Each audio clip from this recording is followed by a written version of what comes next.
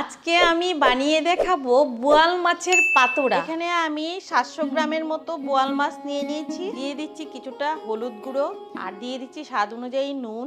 এইভাবে মাছগুলো আমি মাখিয়ে নিচ্ছি। যেহেতু তৈলাক্ত মাছ ফাটতে পারে তাই কিছুটা তেল অবশ্যই দিয়ে দিই। কড়াই বসিয়ে কিছুটা তেল দিয়ে দিলাম। এখন মিক্সার গ্রাইন্ডারে কিছুটা হলুদ এবং কালো সর্ষে নিয়েছি, কাঁচা লঙ্কা এবং রসুন একসঙ্গে পেস্ট করে নেব।